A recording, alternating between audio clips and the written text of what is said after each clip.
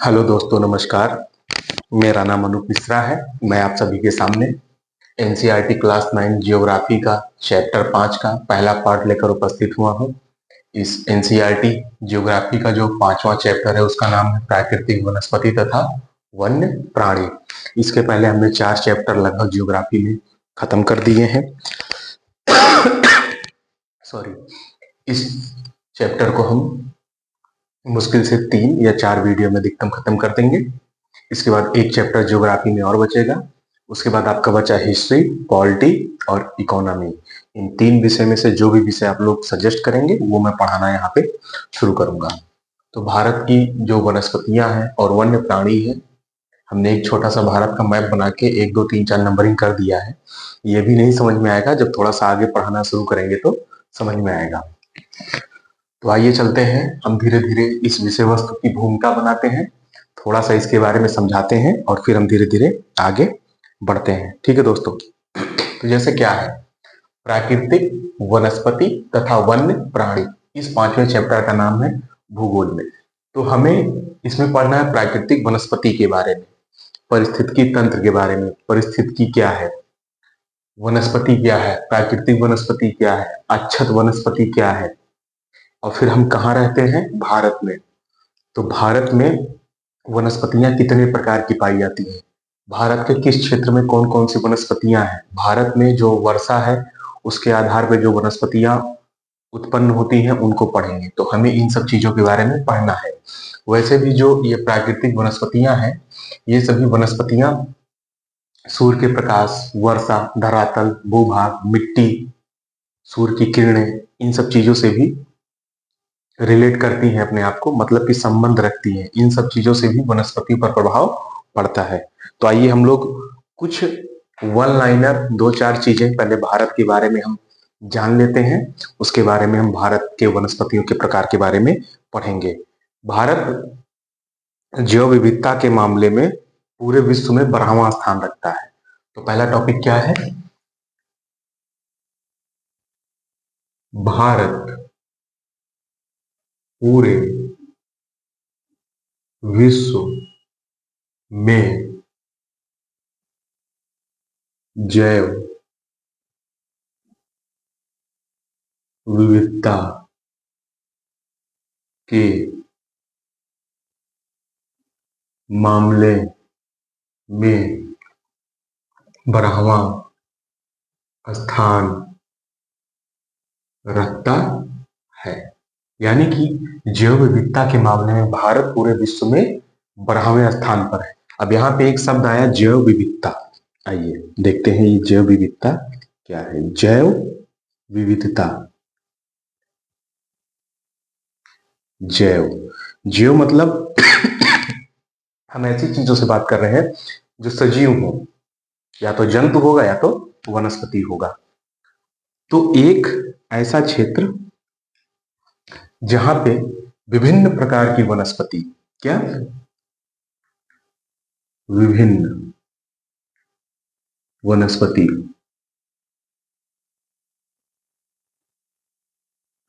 तथा जीव जंतु,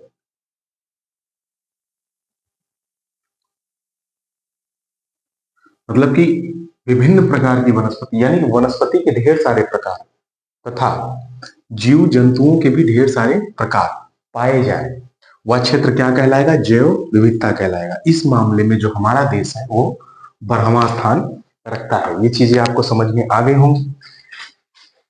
हाँ, और दूसरी चीज यह है कि भारत में लगभग 47,000 प्रकार के पेड़ पौधे पाए जाते हैं। कितने, 47,000 प्रकार के जातियों के पेड़ पौधे पाए जाते हैं। दूसरा टॉपिक क्या है, भारत में लगभग, शब्द यूज करेंगे, लगभग 47,000 प्रकार के पौधों की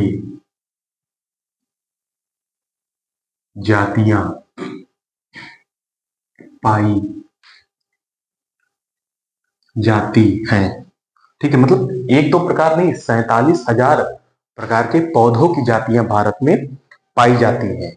और इस जो पौधों की जातियां हैं, इनके प्रकार के आधार पे भारत विश्व में 10वें स्थान पर तथा एशिया में चौथे स्थान पर है। यानी कि जो 47,000 प्रकार की पौधों की जातियां पाई जाती हैं, अगर विश्व में तुलना किया जाए और किसी देश से, तो भारत कितने नंबर पर आवेगा? 10वें नंबर पर। लेकिन अब यही तुलना जब एशिया महाद्वीप में करेंगे तो भारत चौथे स्थान पर आएगा। ये चीजें आप समझ गए। दूसरा, तीसरा लिखिए, भारत में लगभग 15,000 प्रकार के, कितने? भारत में लगभग 15,000 प्रकार के फूलों के पौधे पाए जाते हैं। ठीक है, जो पूरे विश्व का 6% है, जो पूरे विश्व का 6% है। सोचिए, भारत में 15,000 फूलों के प्रकार पाए जाते हैं, जो पूरे विश्व में अगर देखा जाए तो उसका 6% अकेले भारत में है। ये बहुत बड़ी संख्या है। तो आइए इन चीजों को दोबारा रिवीजन कर लेते हैं। पूरे भारत में विश्व में जैव विविधता के मामले में बरहवां स्थान रखता है। यानी कि जैव विविधता मतलब क्या होता है कि एक ऐसा स्थान जहां पे विभिन्न प्रकार की प्रजातियों के जीव और विभिन्न प्रकार के वनस्पतियों के जीव आपस में एक साथ रहते हैं और एक स्थिति डेवलपमेंट कर लेते हैं, वही स्थान क्या कहलाता है? जैव विविधता वाला क्षेत्र।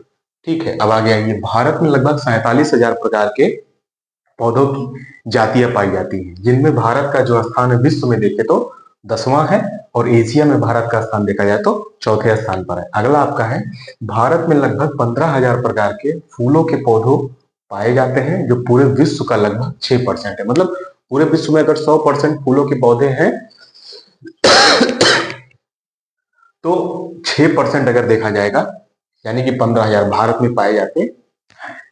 ठीक है, ये चीजें क्लियर होगी। अब इसमें थोड़ा सा आगे बढ़ेंगे,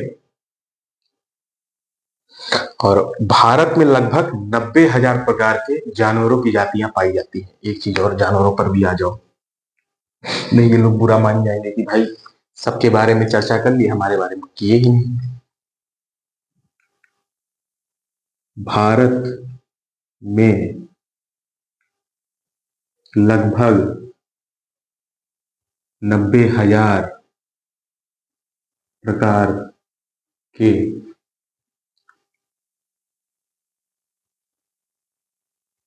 जानवरों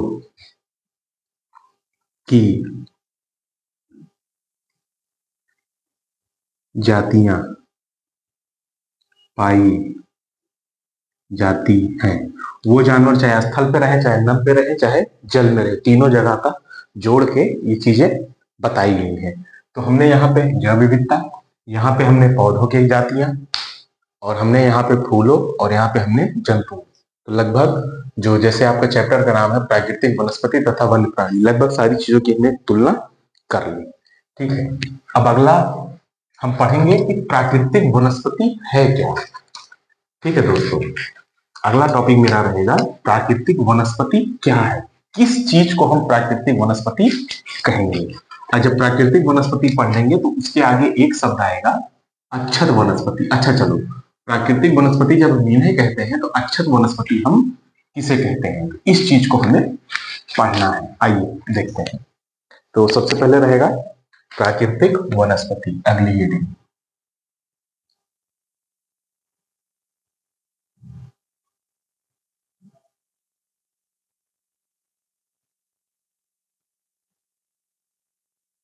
प्राकृतिक वनस्पति, तो हम प्राकृतिक वनस्पति किसे कहते हैं। प्राकृतिक वनस्पति का अर्थ यह है कि प्राकृतिक वनस्पतियों का अर्थ ऐसी वनस्पति से है जो प्रकृति में अपने आप उत्पन्न हो जाए और वहां पर मानवीय दशाओं का कोई भी हस्तक्षेप ना हो और अपने से उगे, तो उन वनस्पतियों को हम क्या कहते हैं? प्राकृतिक वनस्पति कहते हैं। ठीक है दोस्तों, चलिए देखते हैं प्राकृतिक वनस्पति का अर्थ यह है कि प्राकृतिक वनस्पति का अर्थ यह है कि वनस्पति का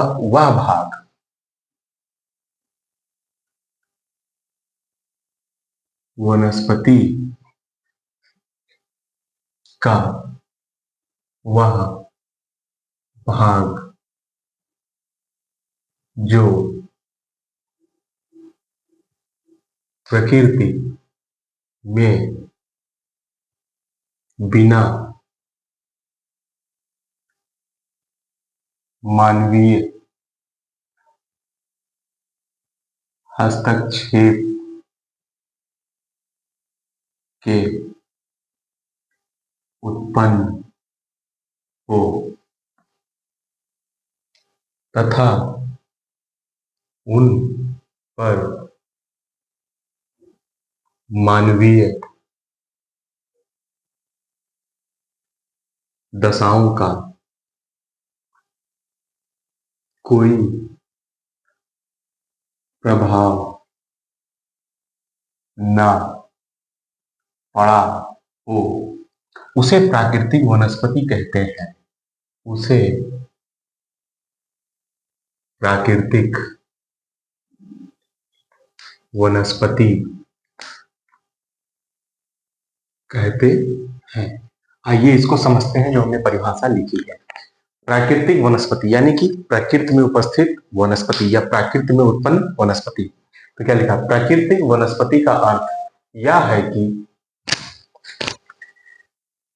कि वनस्पति का वह भाग जो प्रकृति में बिना मानवीय हस्तक्षेप के उत्पन्न हो तथा उन पर मानवीय दशाओं का कोई प्रभाव न पड़ा हो, उसे प्राकृतिक वनस्पति कहते हैं।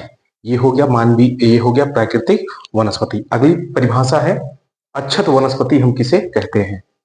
अगली परिभाषा है अच्छत वनस्पति। अच्छत वनस्पति। चलिए आइए देखते हैं।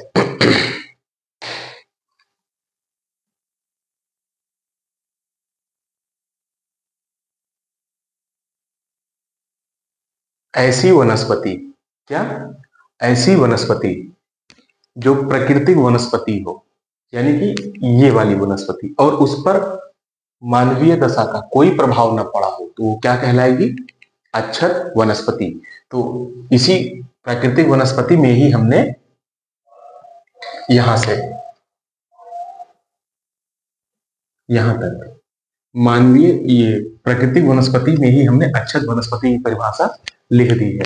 यानी कि ऐसी प्राकृतिक वनस्पति ये जिनमें मानवीय दशाओं का कोई प्रभाव न पड़ा हो, उसे हम अच्छत वनस्पति या प्राकृतिक वनस्पति कहते हैं। ठीक है, अगला हो जाएगा देशज वनस्पति। अगली हेडिंग क्या है? देशज वनस्पति। सॉरी, देशज वनस्पति। देशज वनस्पति। तो देशज वनस्पति की परिभाषा है जैसे कि देशज यानी कि जो देश में ही हो या देश की ही हो, ऐसी वनस्पति जो मूल रूप से हमारे देश के ही पर्यावरण, तापमान, भूभाग या धरातल, इन सारी चीजों को जोड़ने में उत्पन्न होने के लिए अनुकूल दशाओं के पात्र हो या यही की मूल रूप से हो, उन्हें हम क्या बोलते हैं? देशज वनस्पति। तो हम इसमें क्या लिखेंगे? ऐसी वनस्पति जो मूल रूप से भारतीय हो तथा यहाँ के वातावरण के अनुसार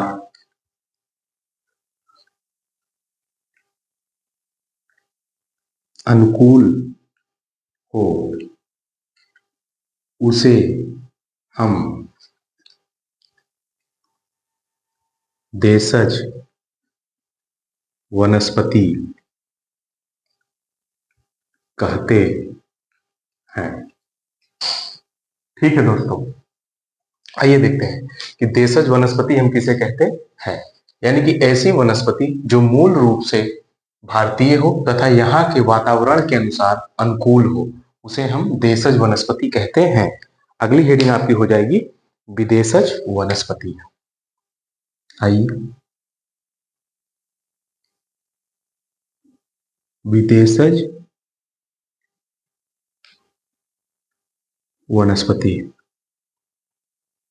यानी कि इसमें क्या होगा, ऐसी वनस्पति जो मूल रूप से भारतीय ना हो तथा यहाँ के वातावरण के अनुकूल हो, उसे हम क्या बोलते हैं, विदेशज वनस्पति। मतलब कि जो हमारे यहाँ की वनस्पति नहीं है, उसका मूल निवास स्थान कहीं और है, किंतु हमारे यहाँ के वातावरण में वो सर्वाइव कर जाती है, आगे बढ़ जाती है। तो ऐसी वनस्पतियां क्या कहलाती हैं, विदेशज वनस्पति। जैसे कि आलू, पुर्तगाली जब भारत आए तो भारत में तंबाकू और आलू लेकर आए।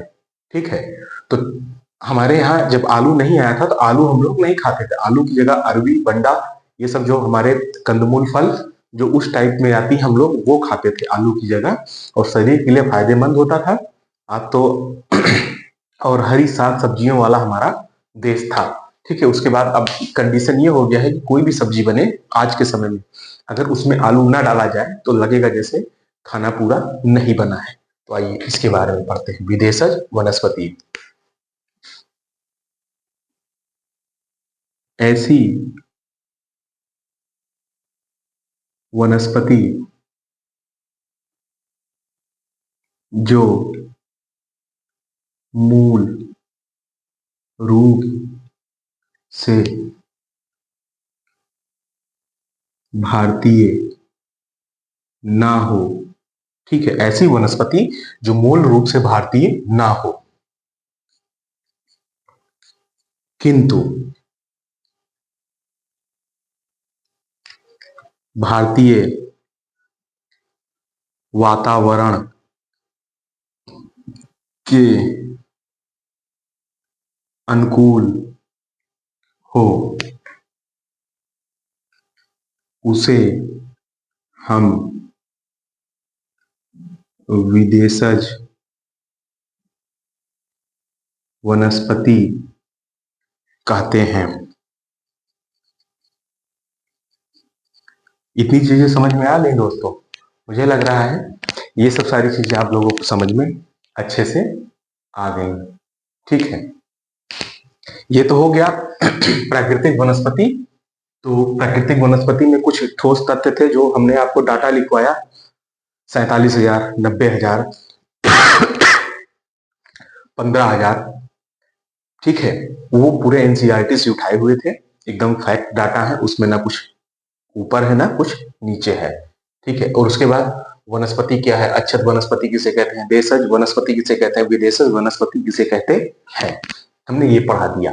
अब हम इसके आगे पढ़ेंगे कि वनस्पति जो धरातल पर उगती है, उस धरातल पर उगने के लिए वनस्पति पर क्या क्या प्रभाव पड़ता है, वो हम अब दोस्तों अगले वीडियो में पढ़ेंगे। तब तक के लिए नमस्कार, राधे राधे, जय हिंद, जय भारत।